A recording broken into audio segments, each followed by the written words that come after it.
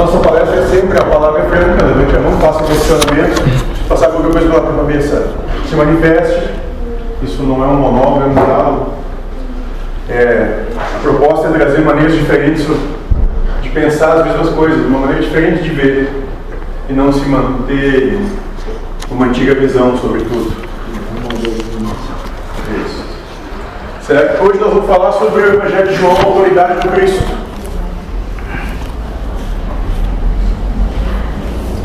Vamos começar. No Evangelho de João, capítulo 3, 1 a 21. Havia um homem entre os fariseus chamado Nicodemos, príncipe dos judeus. Este foi ter com o Cristo de noite e disse: Rabi, sabemos que é um mestre vindo de Deus. Ninguém pode fazer esses milagres que fazes se Deus não estiver com ele.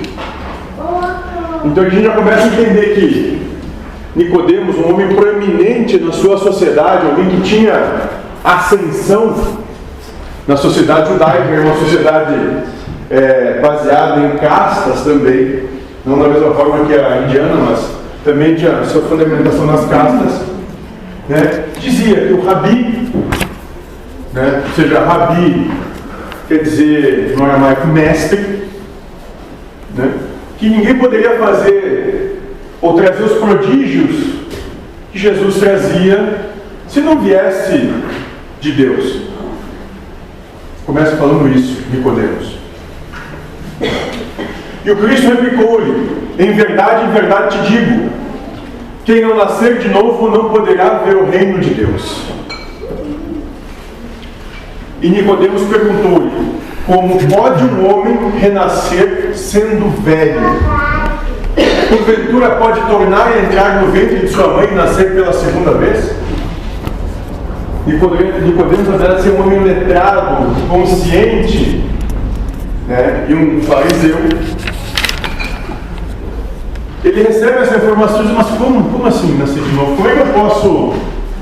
Será que eu tenho que voltar para o ventre da minha mãe para nascer de novo? É isso? Já sendo um homem maduro? Né? E é isso que Cristo responde: em verdade te digo, quem não renascer da água e do Espírito não poderá entrar no reino de Deus. O que nasceu da carne é carne, o que nasceu do Espírito é Espírito.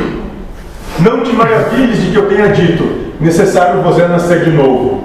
O vento sopra onde quer, ouve-lhes o ruído, mas não sabes de onde vem, nem para onde vai. Assim acontece com aquele que nasceu do Espírito. Então aqui o Cristo até amplia a percepção que ele quer trazer, né? Que as coisas são muito mais do que puramente físicas. Então, além da materialidade. E nisso Nicodemos vai replicar mais uma vez: mas como se pode fazer isso? E Cristo vai questionar ele dizendo o seguinte: mas tu és doutor, ou seja, tu és um dos sábios de Israel e ignora essas coisas? Poxa, tu sendo um cara letrado, um douto nas coisas, tu as ignora? E continua dizendo que em verdade te digo, dizemos o que sabemos e damos testemunho do que vimos, mas não recebeis o nosso testemunho, se vos tenho falado das coisas terrenas e não me credes. Como crereis se vos falar das celestiais? E aqui termina a fala. E o Cristo vai dizer: mas se tu não compreende as coisas da tua vida, do teu cotidiano, as coisas do mundo, como é que tu busca alcançar as coisas que são de Deus? De que adianta todo esse estudo, né? Ser doutor em Israel, se ignora isso, se o teu conhecimento é usado apenas para que tu te coloque como sendo melhor que o outro.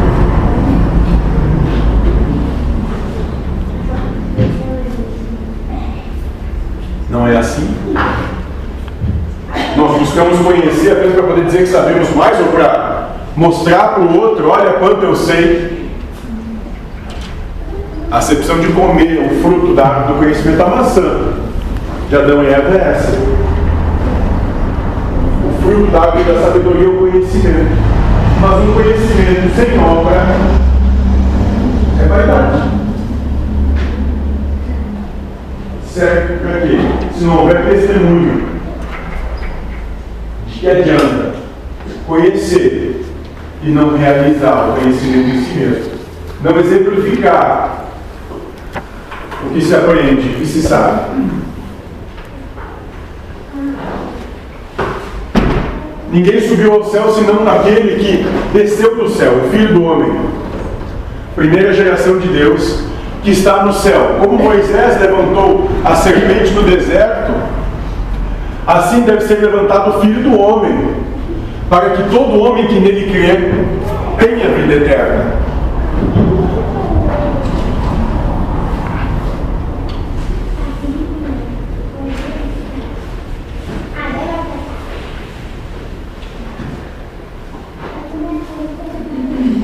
Aqui ele fala, então, ninguém subiu ao céu senão aquele que desceu do céu, o Filho do Homem. Quem são? Esse Filho do Homem aí se refere ao Espírito em si. Aos encarnados. Sim, o Espírito. A nós. Nós. De cada um. Nós, isso, nós. A gente pode chamar de ego, nós. O homem que nele próprio, em si próprio, acreditar, possa ter a vida eterna. Isso. Ou seja, ele está dizendo aqui, né, que o Cristo desceu, fez essa proposta, essa missão de Jesus, Cristo, para exemplificar que é possível suportar todas as coisas, para que, crendo nele, se tenha vida eterna, boa-aventurança, não é realização espiritual, como é o nome que o Espírito chama? Evolução. De forma íntima, isso aí, a gente até perde alguns conceitos depois do tempo. De forma íntima. Mas tem as vírgulas aí necessárias para isso. Mas, mesmo assim, o entendimento de quem interpreta a Vulgata, a Bíblia normalmente, se lê como se isso aí fosse acreditar em Jesus e não em si mesmo. Isso. Por quê? Porque a proposta é que cada um tenha o seu dia de Cristo. Lembra? Quando é que tu vai alcançar? Quando tu viver como Cristo viveu. Ser cristão é seguir o exemplo do Cristo.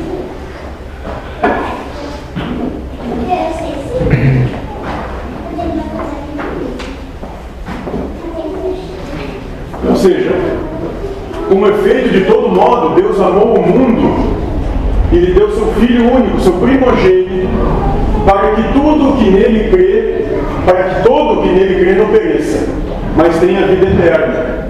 Pois Deus não enviou o Filho ao mundo para condená-lo, mas para que o mundo seja salvo por ele. Ou seja, viver como Cristo viveu, tendo os valores espirituais que Cristo tinha, não vivendo para as coisas do mundo, mas vivendo para as coisas de Deus. Não se importando com as coisas do mundo. Como Cristo viveu? Como Cristo vivia? Qual é o exemplo que ele deu?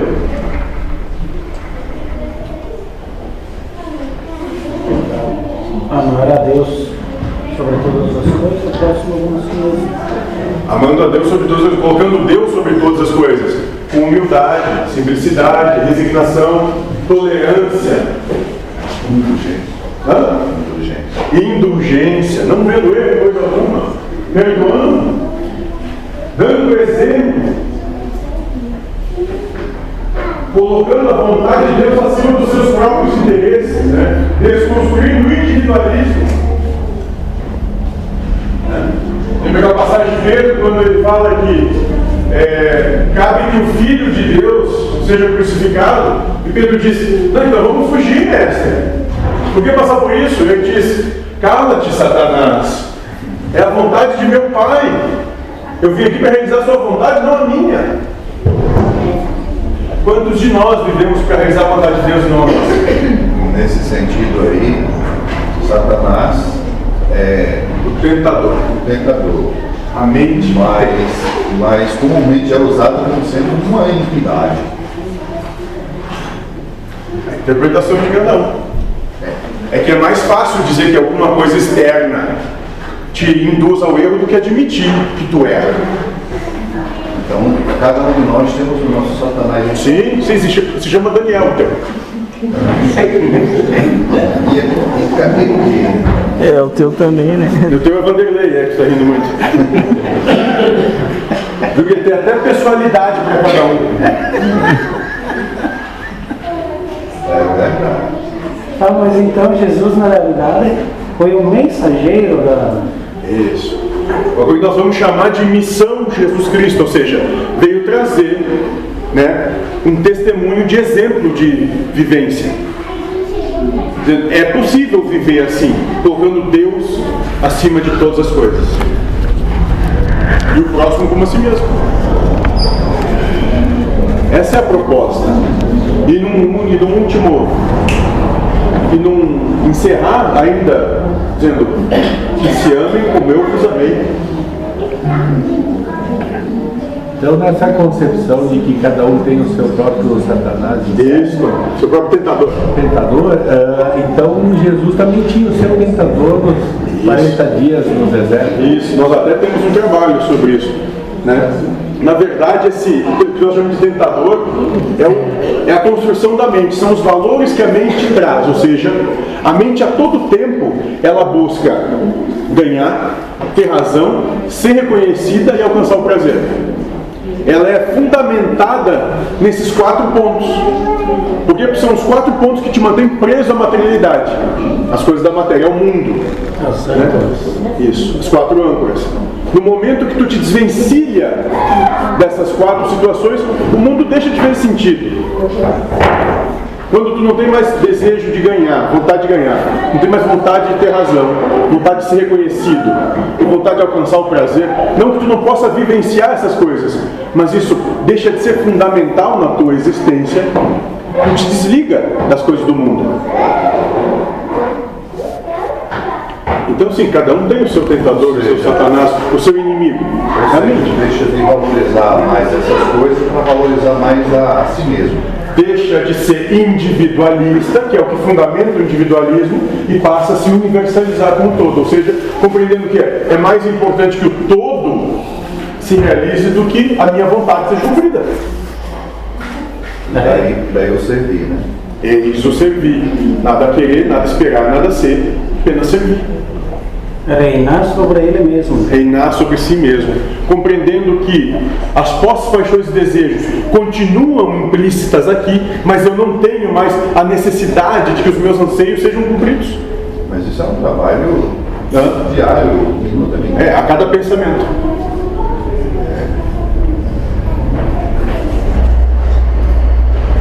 Só a cada pensamento.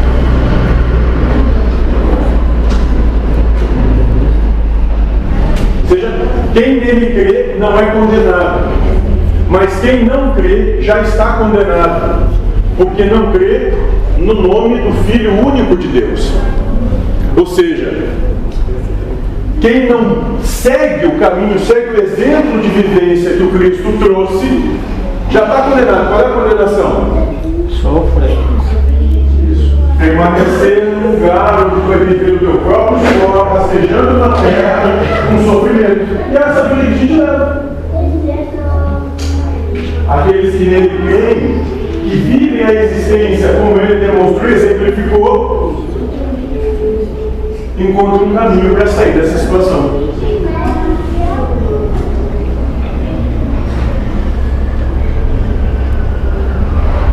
Quem nele crê não é condenado, mas quem não crê já está condenado, porque não crê no nome do Filho único de Deus. Ora, este é o julgamento, a oferição.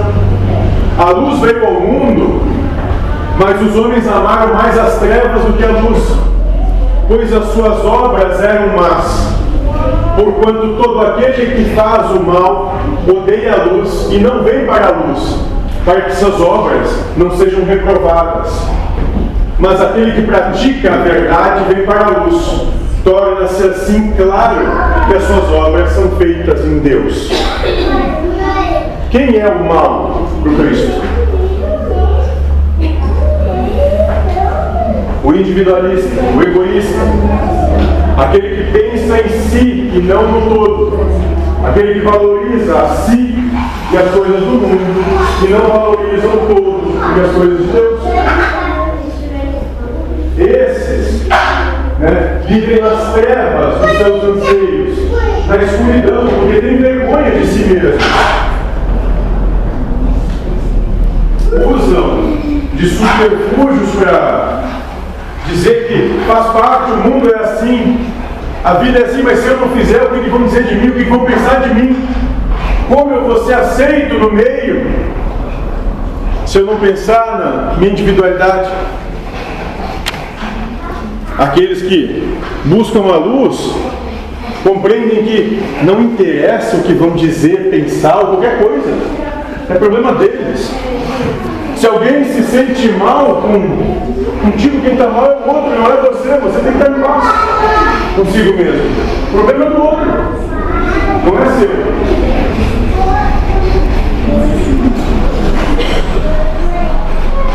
Então alguém que vive na luz não tem problema, não levanta armas contra o seu irmão. Ele já tem paz, harmonia e felicidade com as coisas. Torna-se assim claro que suas obras são feitas em Deus.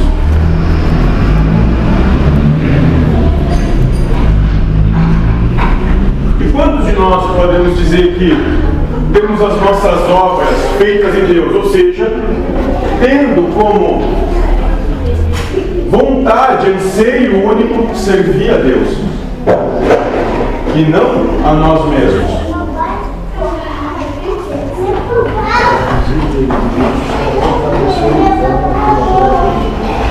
Mais alto.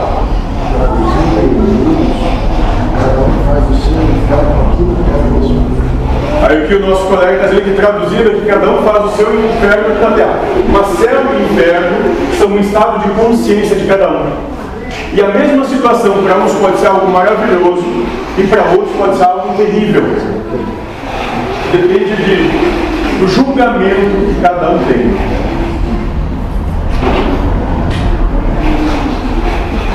Mil cairão à tua direita, meu esquerda, e nada te girar. 1000 à tua esquerda, 10.000 à tua direita e nada tocará. Cabe isso dentro da analogia que Deus pensa, controlando a mente, essa mente deixa de...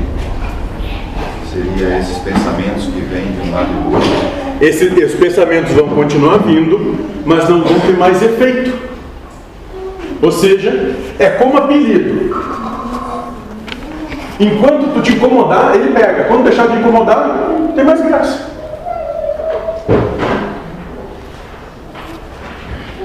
É a mesma coisa. A proposta mental é exatamente a mesma. Enquanto tu te importar com as coisas que vierem, com os julgamentos que te são dados, com a percepção que te é inserida pelo sistema, quando tu vai para o teu lado pessoal, pessoalizar isso, individualizar, tu nunca vai estar em paz.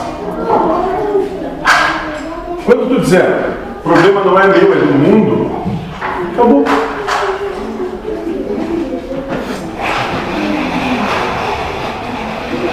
Evangelho de João, capítulo 5, 1 a 47. Depois disso houve uma festa dos judeus e o Cristo subiu a Jerusalém.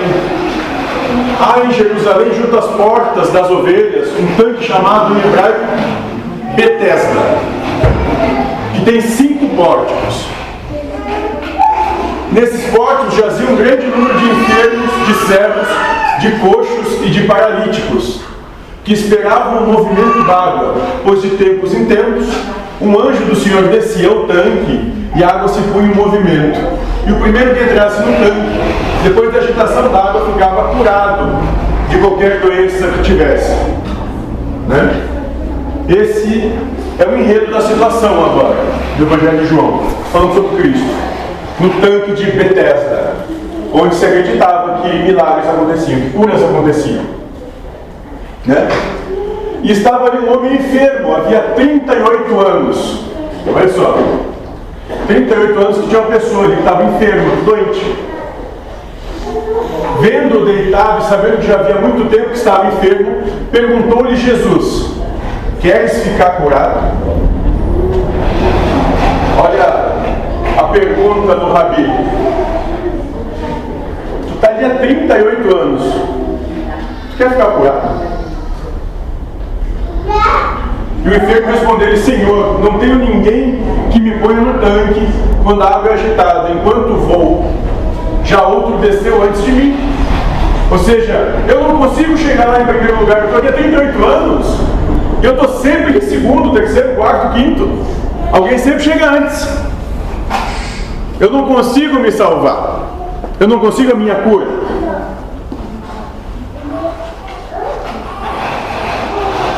E ordenou-lhe o Cristo: levanta-te, toma o teu leito e anda.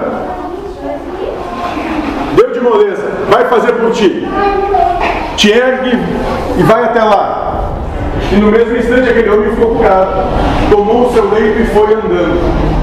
Ora, aquele dia era sábado, e os judeus diziam ao homem curado: é sábado, não te é permitido carregar o teu leito. Respondeu-lhes ele: aquele que me curou disse: toma o teu leito e anda. Ou seja, quando nós queremos buscar qual é a cura, né? A gente tem que entender que isso aqui é uma parábola, ou seja, é uma história com um fundamento moral por trás disso. Quando é que a gente se cura das coisas do mundo? Quando tem uma elevação da consciência. Quando tu deixa de dar desculpa do problema é o outro que chega antes. Quando tu toma a responsabilidade e diz: é comigo mesmo, eu vou levantar e vou me curar. Porque se eu quero depender do outro, da boa vontade do outro, nunca vai acontecer comigo. Eu estou sempre terceirizando a minha reforma íntima, a busca do reino de Deus. E não deu importância nenhuma pelas crenças, pelas verdades da Isso, época. não dando importância pelas verdades do mundo que dizia: ah, é sábado, eu não posso me curar num sábado. Porque naquele tempo, o sábado era o Shabat, era sagrado, ou seja, ninguém podia fazer coisa alguma. Ninguém podia trabalhar, ninguém podia se alimentar, tinha que ter jejum. Né? Então, se curar naquele tempo era crime, não sábado.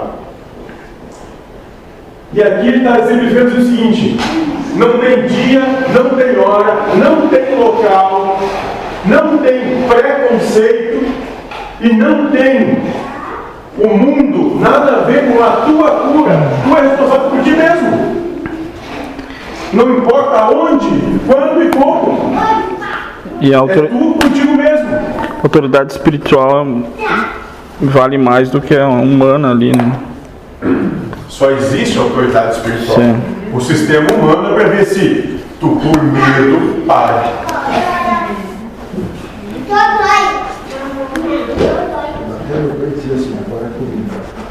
Porque só é contigo. O teu trabalho não pode ser terceirizado por ninguém. Então, não tem alguém que: ah, tu me ajuda que eu vou lá e falo. Não. Ninguém pode nadar por você. Isso. Talvez sejam dois se afogando, né? Daí. Não existem vítimas.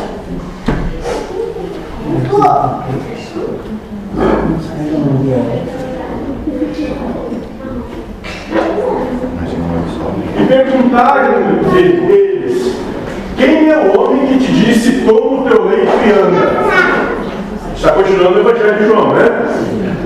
O que havia sido curado, porém não sabia quem era, porque o Cristo se havia retirado da multidão que estava naquele lugar. Olha, eu não sei quem foi, mas o cara falou, eu levantei e fui, e me curei. Mais tarde, o Cristo o achou no templo e lhe disse: eis que ficaste são, já não peques, para não te acontecer coisa pior. Aquele homem foi então contar aos judeus que fora Jesus o Cristo quem o havia curado. Se não peques, digamos assim, cair nas vicissitudes do mundo. Desenvolver novamente o individualismo. O apego ao... Gostos, paixões, desejos, a vontade de ter prazer, de ganhar, de ser reconhecido e ter razão. Por esse motivo, os judeus perseguiam o Cristo, porque fazia esses milagres no dia de sábado. Tem que entender isso. Cristo era foi considerado um bandido. Ele teve a pena que um bandido tinha naquela época. Ele era um agitador. Ele é contra o sistema vigente. Os romanos se importavam muito com gente que a sua mulher não tomava banho. Se entrasse aqui, talvez todos sairiam correndo e iam sobrar um cheiro.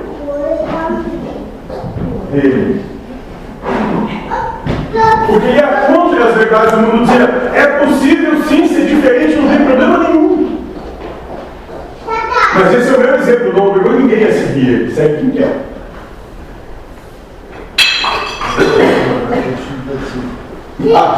Subversivo. Boa. Jesus era um subversivo para a sua sociedade. Exato. Continuando então no Evangelho. Mas ele lhes disse: meu Pai, então do Pai de Deus, continua agindo até agora, e eu ajo também. Por esta razão, os judeus, com maior ardor, procuravam tirar-lhe a vida, porque não somente violava o repouso do sábado, mas afirmava ainda que Deus era seu Pai e se fazia igual a Deus. Isso, exatamente. Naquele tempo tem um posicionamento dizendo que aqui, Deus está aqui, está no meio de todo mundo, Deus é todo mundo aqui. Isso era um absurdo. Porque tinha uma caça dominante, que era essa caça que guardava Deus para si. E se tu tirasse esse empoderamento desses caras, quer dizer, cada um tem seu caminho, todo mundo pode criar o seu caminho, e alcançar a sua iluminação, o seu estado de bem-aventurança, seguindo o seu próprio caminho, sem depender de quem quer que seja, essa casta desmorona. Assim como antes de Lutero, precisa haver um intermediador entre Deus e os homens para ler a Bíblia. Isso. Tanto é que até pouco tempo atrás ela era mantida em latim e ia missa rezar de costas em latim, porque ninguém entendeu o que estava acontecendo. Só tinha um movimento: senta, levanta, senta, levanta. Assim, hoje também a sociedade, o cidadão não tem conhecimento dos seus direitos. Assim, precisa de um advogado para isso. Porque se sente agredido. Ninguém te agride. É diferente. O Cristo tomou a palavra e disse-lhes, para aqueles que acusavam ele de trabalhar num sábado e dizer que era igual a Deus: em verdade vos digo, o filho de si mesmo não pode fazer coisa alguma. Ele só faz o que vê fazer o Pai. Ou seja, eu não estou fazendo porque eu sou grande coisa. Eu só sou instrumento de Deus. Não sou melhor que ninguém aqui. E tudo que o Pai faz, o Filho também, semelhante. E tudo que o Pai faz, o faz também semelhante ao Filho. Ou seja, eu tomei de exemplo o meu Pai, quem me enviou, e faço as coisas que ele me disse para fazer. Mas não que determine qualquer coisa. E Buda diria: eu vivo a vida sem revezar. E vivo que forma que é a vida? Com tudo que me dá. Sem me contrariar com as coisas que acontecem na minha vida. Sem achar ruim a manifestação do amor de Deus por mim. Em tudo que é a minha vida.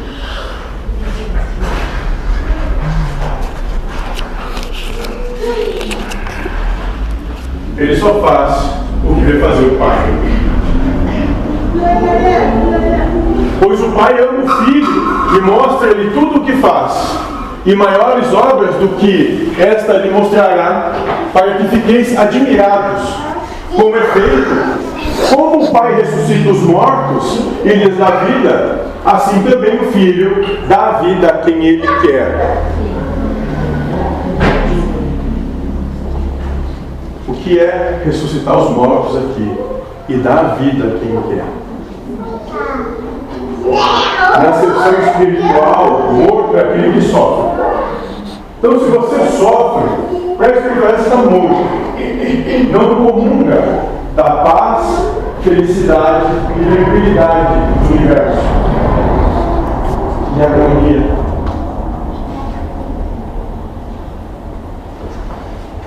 Como o Pai ressuscita os mortos e dá vida, assim também o Filho dá vida a quem Ele quer, ou seja, dá o exemplo do caminho a se seguir, para que esteja vivo, para que tenha paz, harmonia e felicidade com tudo que acontece.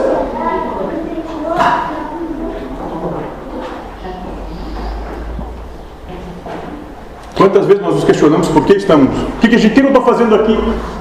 Por que minha vida é assim? Ah, como tudo é tão ruim. Que saco isso. Lá vem ele de novo dizendo tal coisa, lá vem ela fazendo isso. Quando nós estamos nesse estado de consciência, nós estamos mortos. Porque nós vivemos como zumbis. Sem paz, sem harmonia e sem felicidade. Assim também o Pai não julga ninguém, mas entregou todo o julgamento ao Filho, ao feridor de Deus. Desse modo, todos honrarão o Filho, bem como honram o Pai. Aquele que não honra o Filho, não honra o Pai que o enviou. Se o Cristo diz, eu sou o caminho, a verdade, a luz, a vida, aquele que não honra esse caminho, não está honrando quem mandou esse ser. Se não honrar o Filho, não está honrando o Pai. Está vivendo por suas próprias regras e dizendo para a vida, eu vou te vencer.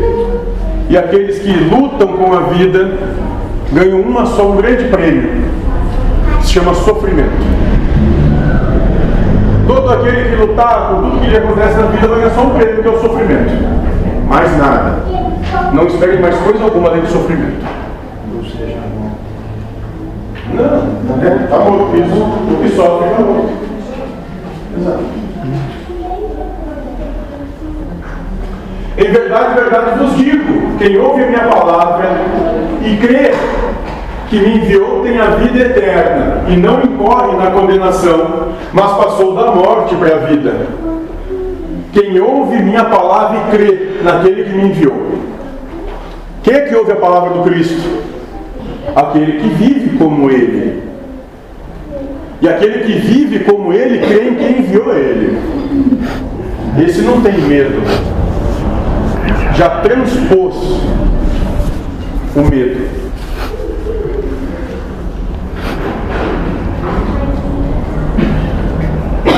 Não incorre na condenação.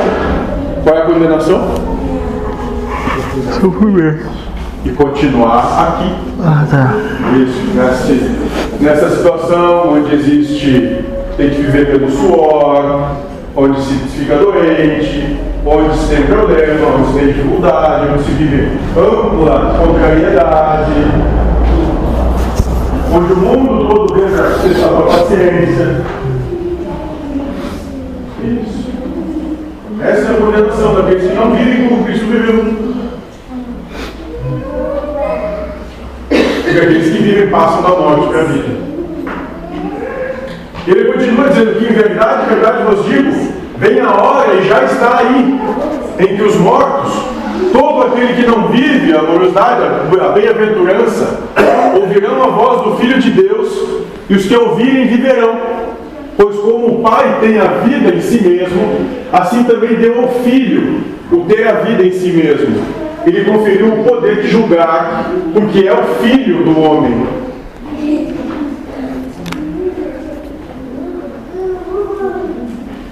Ou seja, a água está batendo. Não, no nariz. Não nas pernas. No nariz. E o que tu está fazendo da vida que Deus te deu? O que tu valoriza na tua vida? Onde é que coloca teu coração? São nas coisas do mundo volume nas coisas de Deus. Porque a água está batendo. E pasmem, a cada segundo ela está subindo um pouco mais. Porque a cada segundo é um segundo a menos que tu tem para te aprumar com as coisas de Deus. Para tratar dos assuntos do teu Pai que é quem te enviou.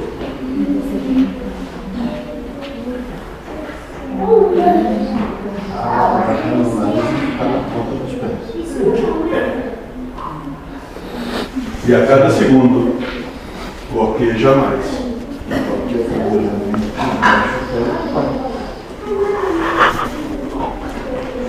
Né, Wander? O que nós estamos fazendo? Porque naquele dia, né, nós vamos ser julgados. Por quem? Quando cessar essa proposta aqui, o que vai nos julgar?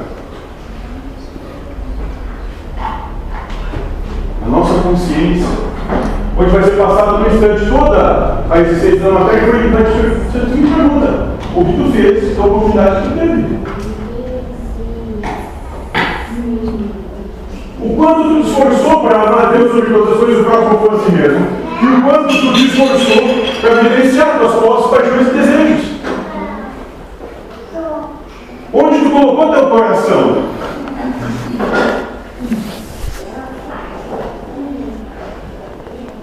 Porque quando nós julgamos, nós seremos julgados pela nossa própria consciência.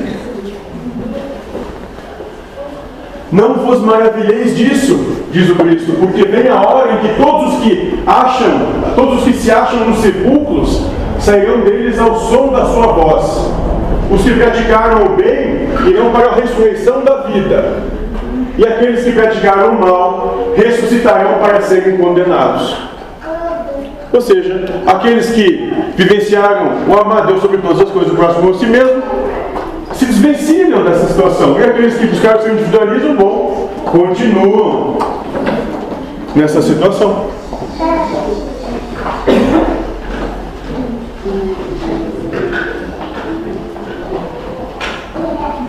Ele continua: de mim mesmo não posso fazer coisa alguma, julgo como ouço, e o meu julgamento é justo, porque não busco a minha vontade. Olha só, porque não busco a minha vontade, mas a vontade daquele que me enviou. Se eu der testemunho de mim mesmo, não é digno de fé o meu testemunho? Então ele fala para todos sem cerimônia, sem parcimônia, porque eu não estou falando por mim, eu não estou fazendo uma obra que é minha, eu não tenho interesse pessoal nenhum com isso. O meu interesse é o interesse de Deus. Eu não venho aqui para resolver coisa minha. Eu venho aqui para voltar o acordo que tu fez com Deus, a tua memória novamente. Tu pode não lembrar, mas todas as cláusulas estão aqui.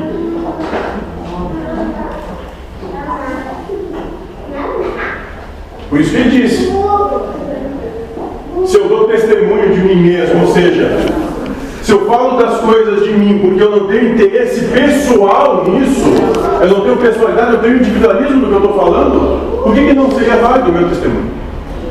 Se eu vim para cá, experimentei tudo que todos experimentam e vivi como Deus quer que se viva, será que eu não posso dar testemunho então?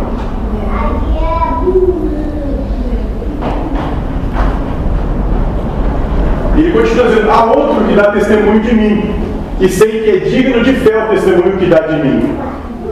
Vós enviastes mensageiros a João o Batista, e ele deu testemunho da verdade. Não invoco, porém, o testemunho de homem algum. Digo-vos essas coisas, a fim de que sejais salvos. Ele está falando que ele não está invocando o testemunho de homem nenhum, ele invoca Deus. Deus é a sua testemunha, se duvidam dele. Vocês acham que eu não sou o caminho, a verdade, a vida? Que não é pelo meu exemplo? Vocês vão ter com Deus.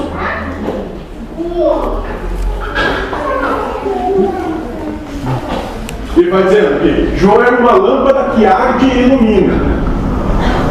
Vós, porém, só por uma hora quiseste alegrar-vos com a sua luz. Mas tenho maior testemunho do que o de João, Porque as obras que meu Pai me deu para executar, essas mesmas obras que faço, testemunham ao meu respeito que o Pai me enviou. Pelo fruto você conhece a árvore.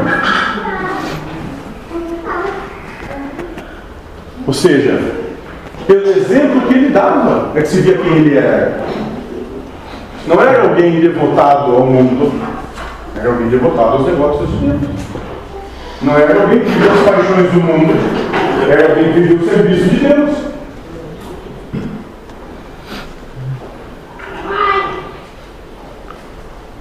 Minhas obras falam por mim, meu exemplo fala por mim, fala quem eu sou.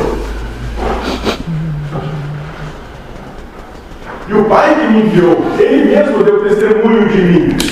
Vós nunca ouvistes a sua voz, nem vistes a sua face. Apenas o primogênito, conheceis apenas o Filho que enviou. E não tendes a sua palavra permanente em vós, pois não credes naquele que Ele enviou. Ele fala aqui, bem claro, eu invoco um testemunho a Deus, meu Pai. Porque vocês nunca falaram com Ele, nunca viram a sua face, não conhecem Deus. E vocês não têm a palavra de Deus permanente em vocês, a obra explícita no seu dia a dia, a cada pensamento. E porque não creem em mim é que não creem em Deus.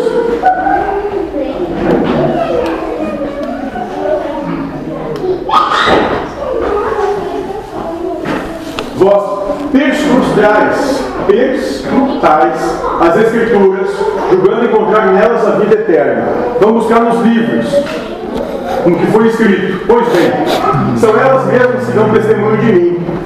E vós não quereis vir a mim para que tenhais a vida. Porque já sabiam que o Cristo ia chegar. Mas ele veio e não foi reconhecido. Ele vai continuar dizendo que não espero a minha glória dos homens, mas sei que não tendes em vós o amor de Deus. Ele não está buscando reconhecimento do mundo, porque ele não reconhece o amor de Deus nas pessoas. As pessoas não manifestam esse amor. Vim em nome de meu Pai, mas não me recebeis. Se vier outro em seu próprio nome, haveis de recebê-lo? Se não me ouvem, acham que vão ouvir outro? E quantos já vieram que nós não temos ouvido? Aí nós estamos no mundo ocidental, nós somos de Cristo, mas nós temos Buda, Krishna, Lao Tse, Maomé, tantos outros. Fica a verdade. Se for uma questão filosófica, Sócrates, Platão, Heráclito, que tinham os mesmos valores, praticavam os mesmos valores. Quem mais precisa vir para a gente compreender qual é a proposta? O que está faltando? Para a gente compreender qual é o nosso papel aqui.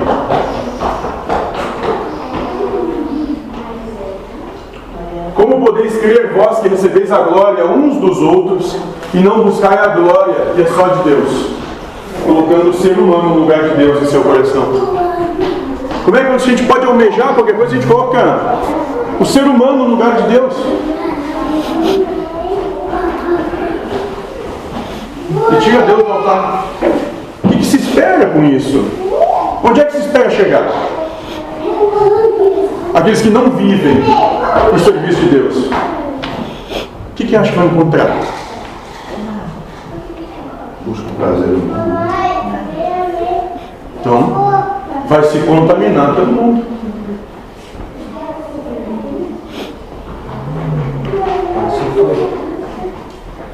Vive só pelo sofrimento. Não julgueis que vos hei de acusar diante do Pai. Há quem vos acusa, sua própria consciência vai vos acusar. Eu não preciso fazer isso, ele disse. Moisés, no qual colocais vossa esperança. Pois, se cresceis em Moisés, certamente creríeis em mim, porque ele escreveu a meu respeito. Está falando que ele vem para continuar a obra que já começou. A coisa não parou lá e ficou estanque. Pronto, é isso e deu. Não, a obra é viva. Mas se não acrediteis nos seus escritos, como acreditareis nas minhas palavras? Ou seja, o sistema humano de vida, nós, a nossa cultura, nós enquanto sociedade, nós odiamos o Cristo, que vem trazer lucidez para todos os corações. Porque nós somos contaminados, somos viralizados pela vontade de ganhar, de ter prazer, de estar certo, de ter razão, de ser reconhecido. O tempo todo. Nem que se jogue determinado de custo e distância. Sabe, é muito importante.